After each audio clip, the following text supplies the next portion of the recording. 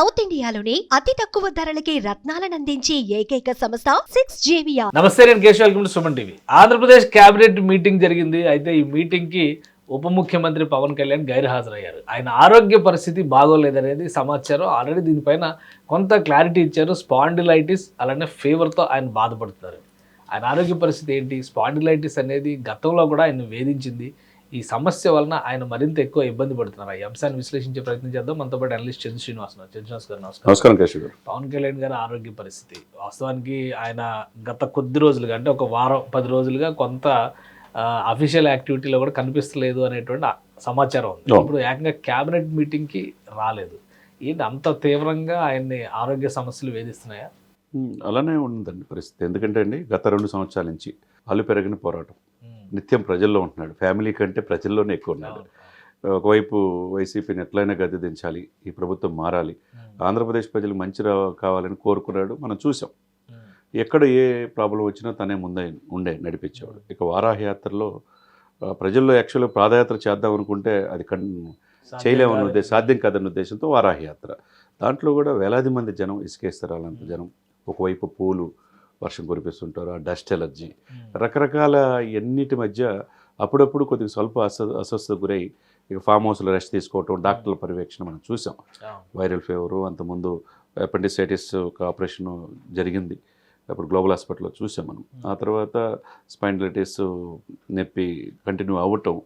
ఏదైనా కానీ అంటే ఒక మనిషి ముందు ఆరోగ్యంగా ఉంటేనే మనం కేశవ్ గారు ఏదైనా చేయగలం. మరి ఆయన ఆరోగ్యాన్ని కూడా లెక్క చేయకుండా నిత్యం ప్రజల కోసం, ఒకవైపు ఆంధ్రప్రదేశ్ ప్రజల కోసం, ఆ తర్వాత మహారాష్ట్ర ఎలక్షన్ చూసినా ఎక్కడ విజయోత్సవాలు ఎక్కడ చేసుకోవాలి. ఇప్పుడు 7 నెలలు అయినా 100% స్ట్రైక్ రేట్తో గెలిచారు. ఒకవైపు దాదాపు 12 నుంచి 14 గంటలు ఆఫీస్ ఫైల్ రివ్యూల్ చేయడంతో పాటుగా 5 శాఖల మీద దాని పొట్టు కోసం అహోరాత్రులు ఆయన పిన్ టు పిన్ ప్రతిదీ కూడా చదవటం అనేది, నిద్రలేని రాత్రులు గడుపుతున్నాడు. ఒకవైపు కొద్దిగా డస్ట్ ఎలర్జీ, తర్వాత మీరన్నట్టు స్పైండిలైటిస్తో పాటుగా వైరల్ ఫీవర్ ఎక్కువగా అంటాడుతుంది.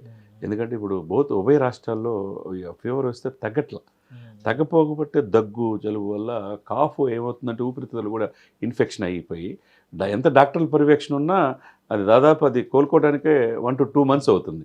ఇక బాడీ పెయిన్స్, ఇవన్నిటి మధ్య ఆయన మీరు చెప్పినట్టుగా ఇప్పుడున్న సిచ్యువేషన్స్లో మంత్రివర్గ సమావేశానికి హాజరు కాలేదు. 1. 2, అందరూ కూడా చెప్పినట్టు ఫిబ్రవరి 1, 2 ఢిల్లీ ప్రచారానికి కూడా పెద్దలు పిలిచారు. చంద్రబాబు నాయుడు గారితో పాటు వెళ్తున్నారన్నారు.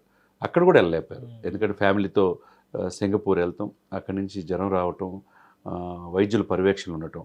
1, 2 తేదీల్లో హాజరు. మధ్య ఆయన అదే ఢిల్లీ టూర్కి ఎందుకు, ఢిల్లీ ఎలక్షన్ క్యాంపెయిన్కి ఎందుకు వెళ్ళలేదు అనేటువంటి చర్చ కూడా అప్పటికి ఇది ఫీవర్తో సఫర్ అవుతుంది. అప్పటికి ఫీవర్ ఉండటం వల్లే తప్పితే ఆయన ఢిల్లీ వస్తారని చెప్పి దాదాపు అక్కడున్న తెలుగు వాళ్ళు 12 లక్షల మంది ఎదురు చూశారు.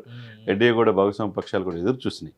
కానీ అనుకోని విధంగా ఆయన అక్కడ పాల్గొనలేకపోయాడు. ఏదైనా కానీ ముందు ఆయన తొందరగా ఆరోగ్యం కుదుటపడాలి. రకరకాల ప్రచారాలు జరుగుతున్నాయి. ఆయనకి స్పాండిలైటిస్ అనేది బాగా సివియర్గా వచ్చేసింది. కొన్ని యూట్యూబ్ ఛానల్స్ మరి మితిమీరి కూడా హెడ్డింగ్ రాస్తుంటాయి.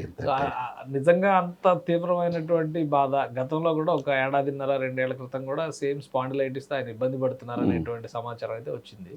అంత ముదిరిపోయిందా? అటువంటి పరిస్థితి ఉందా? అదేం ఉండదండి. ఇప్పుడు ఆయన ఆరోగ్యాన్ని, ఇప్పుడు ఆయన మాంసాహారం తినడు, ఎటువంటి ధూమపానం, మద్యపానం ఎటువంటి అలవాట్లు లేవు. నిత్యం ప్రజల్లో ఉంటాడు, మొక్కలతో ఉంటాడు, ఫామ్ హౌస్లో ఉంటాడు, ఆకుకూరలు తింటాడు. 11 రోజులు ప్రాయచిత దీక్ష అని చెప్పి మనం చూసాం. వారాహి స్వామి దీక్ష ఎప్పుడు దీక్షలు చేస్తుంటాడు. దీక్షలు చేసే వాళ్ళకి ఏంటంటే విపరీతమైన అమ్మవారి ఆ ఇది ఉంటుంది, చేయగల సమర్థత ఉంటుంది. ఆ బాడీని ప్రిపేర్ అయి ఉంటుంది, తనకి తను నియంత్రించుకోగలడు. కాబట్టి ఆయన ఆరోగ్యం పాయింట్ ఆఫ్ వ్యూలో ఎవరు డౌట్ పడాల్సిన అవసరం లేదు, ఆందోళన ఇప్పుడు 7 వయసు చంద్రబాబు నాయుడు గారు ఎంత స్ట్రాంగ్గా, ఎంత కాన్ఫిడెంట్గా ఉంటున్నాడో అంత మించి పవన్ కళ్యాణ్ గారు ఉండాలి. ఎందుకంటే ఆయనకున్న అనుభవం, ఆయనకున్న పోరాట పటిమ 2 ఉంటే నా రాష్ట్రం అభివృద్ధి చెందేది.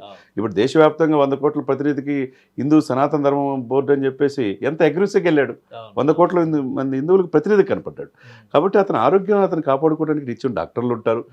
ఒకవైపు రామచంద్ర గారు, ఉపాసన గారు ప్రత్యేక పర్యవేక్షణలో అపోలో డాక్టర్స్ కూడా ఎప్పటికప్పుడు ఆయన హెల్త్ చెకప్ చేస్తుంటాడు. వాళ్ళ అన్నగారు ఉన్నారు, ఆయనకున్న అంతకు మించి కోట్లాది మంది అభిమానులు ఉన్నారు. అంటే ఈ వార్తలు వస్తుండే కొలది చాలా మంది ఏంటంటే కేబినెట్ మీటింగ్కి దూరంగా ఉన్నారు, ఎన్నికల ప్రచారానికి దూరంగా ఉన్నారు, బాగా సివియర్ అయితేనే అంత దూరంగా ఉండే పరిస్థితి ఉంటుంది అనే అనుమానాలు ఉన్నాయి.